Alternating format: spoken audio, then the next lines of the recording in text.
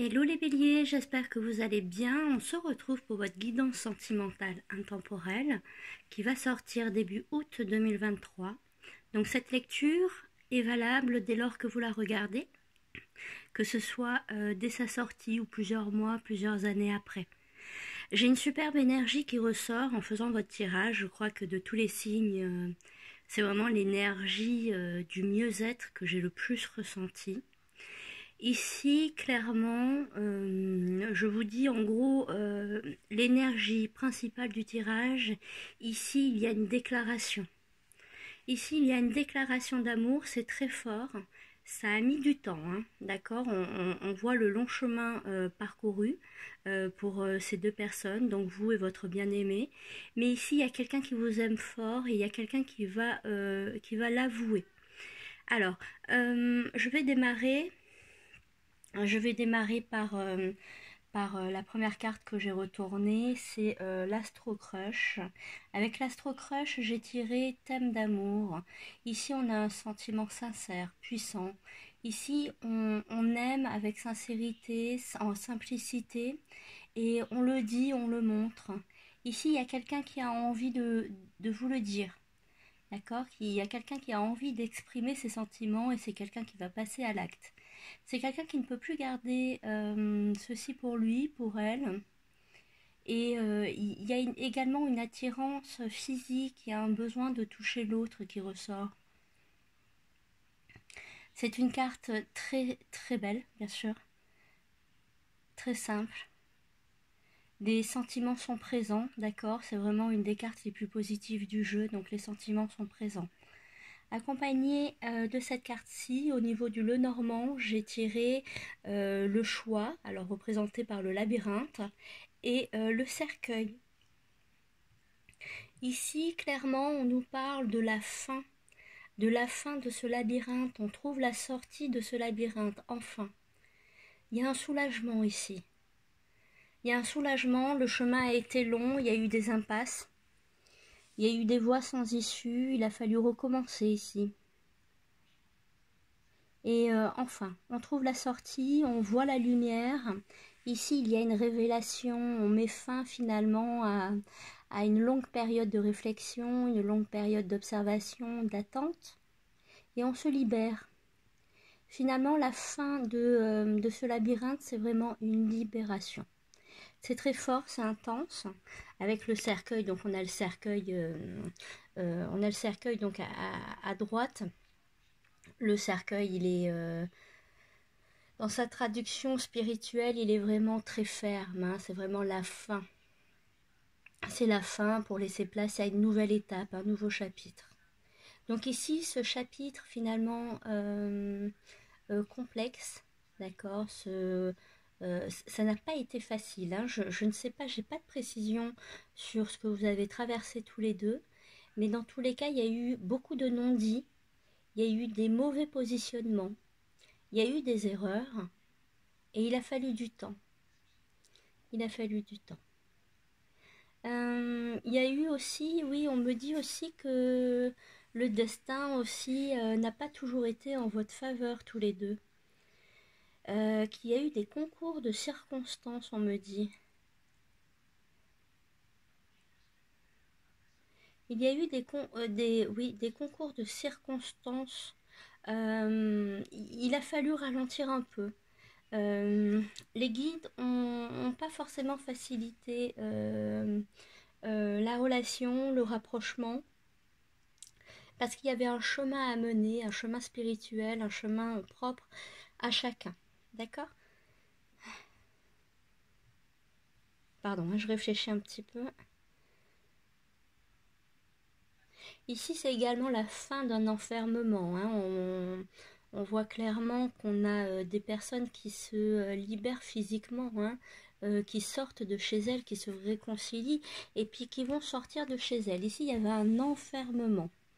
Un enfermement qui, pour l'un ou pour l'autre, il y avait vraiment cet enfermement a causé des torts mentaux un peu.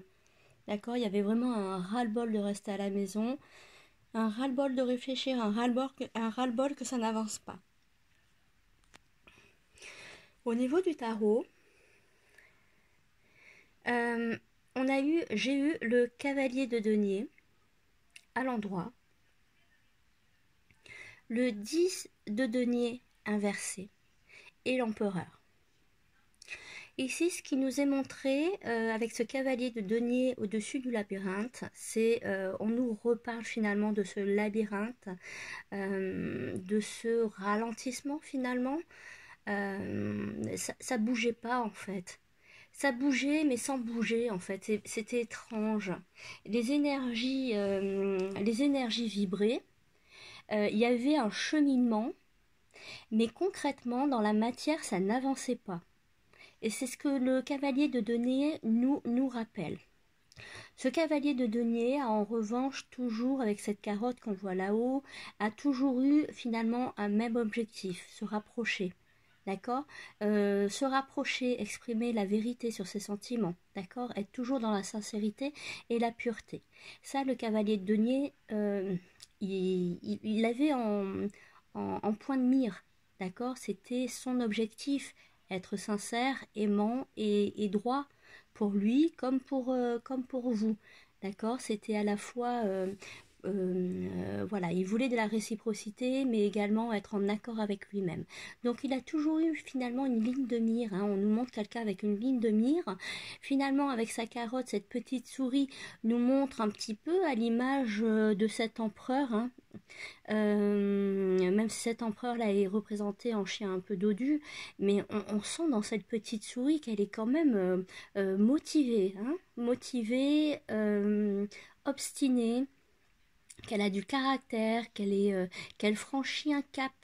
C'est ici, c'est un peu cette petite souris, elle part un peu à l'aventure, hein. Elle va sur un terrain qu'elle ne connaît pas forcément, mais elle y va. Elle prend son temps. Avec le cavalier de denier, elle prend son temps. Ici, on voit que cette petite souris finalement n'est pas forcément aidée avec ce cheval qui va lentement. Et donc du coup, je pense qu'il ne faut pas mettre la faute entièrement sur votre partenaire, d'accord? Votre partenaire, lui d'ailleurs, a toujours eu est toujours paru très dur, très rude, d'accord? En fait, extérieurement, donc il paraissait vraiment, comment dirais-je, dominant, occupé. Euh, et en fait, intérieurement, il sentait que ça n'allait pas. Il sentait que dans son cadre quotidien, que ce soit familial, que ce soit social, professionnel, il sentait il manquait quelque chose, que ça n'allait pas. Ici, on a vraiment un empereur qui était bouleversé parce que son quotidien ne lui convenait pas. Ça change, hein. Je le mets au passé parce qu'ici, on a vraiment avec cette fin de labyrinthe, on a vraiment cette révélation. Donc cet empereur, finalement, il va reprendre un peu de sa superbe. Je pense qu'il va changer également de monture, d'accord? Il va abandonner ce chevalier de denier pour aller plus vite, d'accord?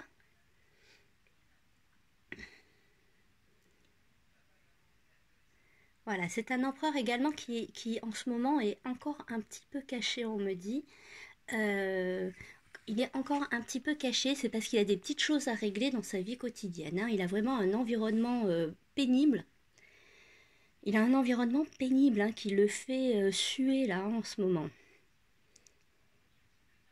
Et finalement, il se raccroche beaucoup à cet amour qu'il a pour vous. Ça le motive, c'est toujours sa ligne de mire, c'est toujours sa petite carotte. Vous êtes sa petite carotte. Avec l'oracle, avec cet oracle-ci, je crois que c'est l'oracle T'aimer d'amour. Non, attendez, pardon, je dis des bêtises. Je vais sortir la boîte pour vous donner le titre exact. Oui, c'est l'oracle Dis-moi que tu m'aimes. Avec l'oracle Dis-moi que tu m'aimes, j'ai sorti cette carte. Courage, témérité, audace.